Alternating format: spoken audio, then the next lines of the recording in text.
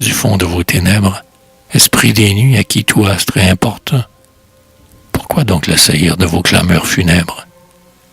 Entre la muse et vous est-il rien de commun? Sereine, sa pensée habite une autre sphère. Quand il regarde en haut, vous regardez en bas. Pour vous voir, il lui faut abaisser la paupière. Donc, que lui voulez-vous? Il ne vous connaît pas. De l'inique orgueilleux dont la haine l'honore, si son vers a puni l'altière impunité, son âme, lyre intègre la fibre sonore, a pour muse invoquer l'auguste vérité. Écho, jugé témoin des douleurs de la terre, le poète a le droit d'absoudre ou de punir. Ce qu'il chante, il l'a vu. C'est par sa bouche austère que le siècle présent parle au siècle à venir. À nos vices drapés, il arracha leur voile. Il n'a rien dit de faux, il n'a rien fait d'impur. Sa muse, blanchisseur de la plus blanche étoile, peut lever devant tous un front superbe et sûr. Il ne vendit jamais dans une lâche ivresse, au mal riche et puissant un hommage aux dieux.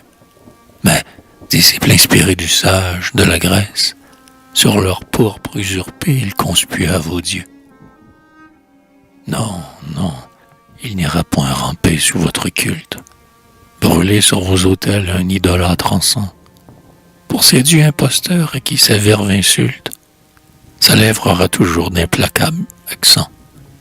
N'attendez pas de lui qu'il change de langage, sans cesse il flétrira ce qu'on flétrit sévère. Il maudissait hier vos dieux et l'esclavage.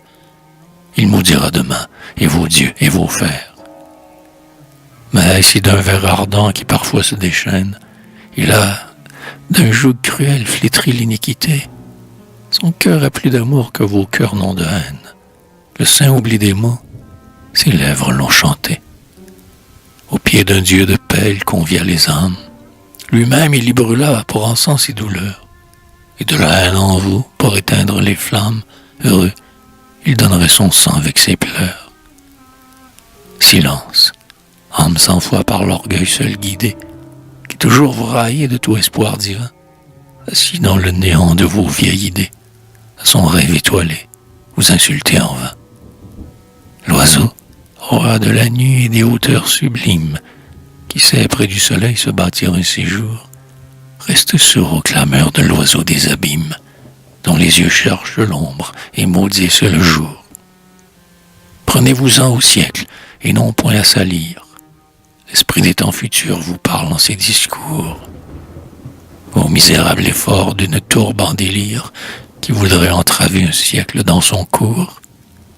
Abîmé dans son œuvre et ses vastes pensées, il s'avance à vos cris sans ralentir ses pas, et, toujours impassible à vos voix insensées, il marche, il vous emporte, il ne vous entend pas.